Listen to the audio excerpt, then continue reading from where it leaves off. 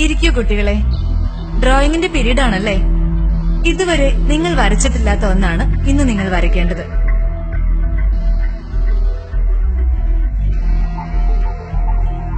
നിങ്ങൾ പ്രവാചകൻ മുഹമ്മദ് എന്ന് കേട്ടിട്ടില്ലേ?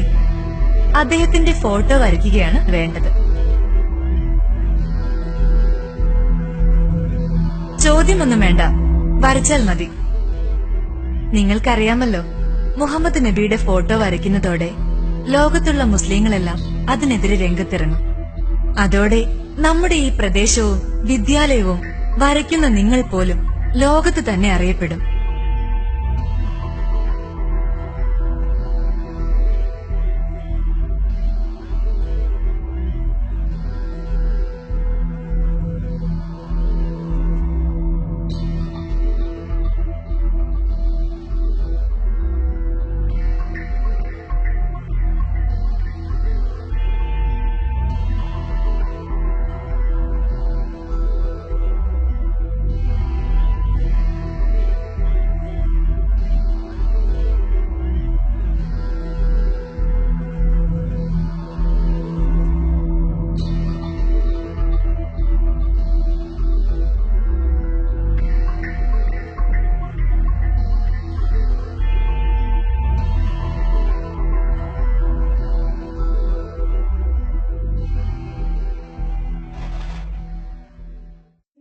പ്രിയപ്പെട്ട ഹബീബെ, ഞങ്ങളുടെ ടീച്ചർ ഇതാ അങ്ങയെ വരയ്ക്കാൻ ആവശ്യപ്പെട്ടിരിക്കുകയാണ്.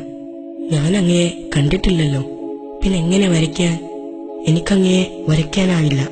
പക്ഷേ അങ്ങയെക്കുറിച്ച് എഴുതാനാവും, ദിവസങ്ങളോളം, പേജുകളോളം. കാരണം ഞാൻ കണ്ട ഒത്തിരി നല്ല മുഖങ്ങളുണ്ട്.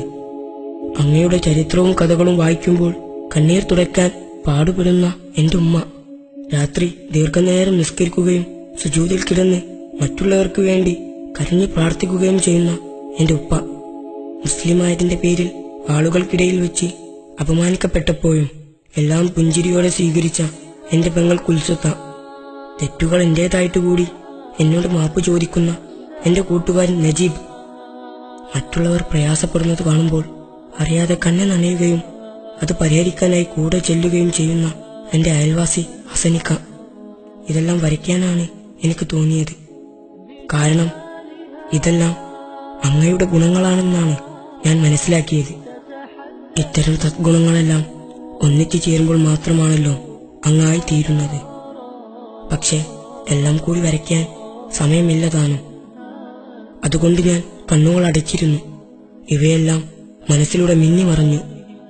അപ്പോൾ താങ്കൾ എന്റെ അടുത്തേക്ക് വരുന്നതായി ഞാൻ കണ്ടു, സുഗന്ധപൂർണമായ ഒരു നിറപ്പുഞ്ചിരിയോടെ. ടീച്ചറോട് കാര്യങ്ങൾ വിശദീകരിച്ചു കൊടുക്കണമെന്ന് എനിക്ക് ആഗ്രഹമുണ്ടായിരുന്നു. പക്ഷെ ടീച്ചർ എന്നെ അതിന് അനുവദിച്ചില്ല. അവരെ കുറ്റം പറഞ്ഞിട്ട് കാര്യമില്ല. കണ്ടതിനെ സ്നേഹിക്കാനേ അവർക്കറിയൂ.